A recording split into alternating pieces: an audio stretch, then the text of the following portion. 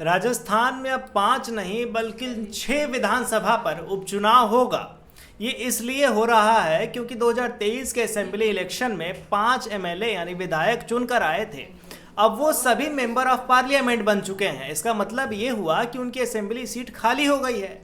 अब बीजेपी के एक बड़े नेता और कई बार के एमएलए अमृतलाल मीणा जी का देहांत हो गया है। ये उदयपुर के सलुम्बर सीट से एमएलए थे और ये सीट उनकी मौत के बाद जो है खाली हो गई है।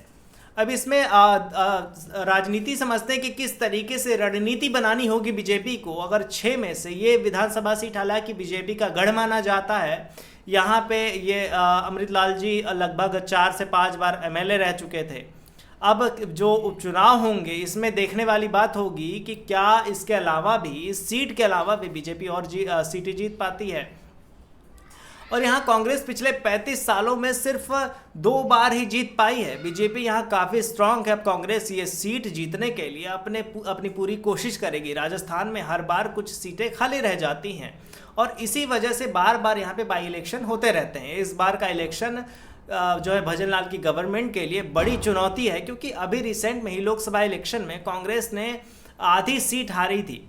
अब बीजेपी ये ट्राई कर रही है कि राजस्थान में अपना बेस स्ट्रांग करने के लिए जो कांग्रेस का होल्ड है उसको सही करना होगा।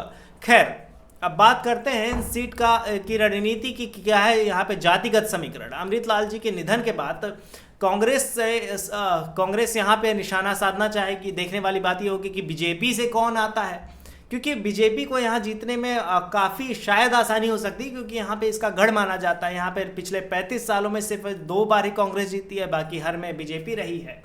तो बाकी जो 5 सीट हैं इसमें बीजेपी का जीतना शायद मुश्किल हो सकता है। हमने जब बात की कई लोगों से, कई राजनीतिक विशेषज्ञों से बात की तो उन्होंने बताया कि ये सीट बेहद आसानी से भाजपा जीत सकती है, पर बाकी 5 सीटों में इसको मुश्किल आ सकती है। खैर, इस मुद्दे पर आपकी क्या राय है हमें कमेंट में बताइए और देखते रहिए संवाद भारत का, भारत के लिए।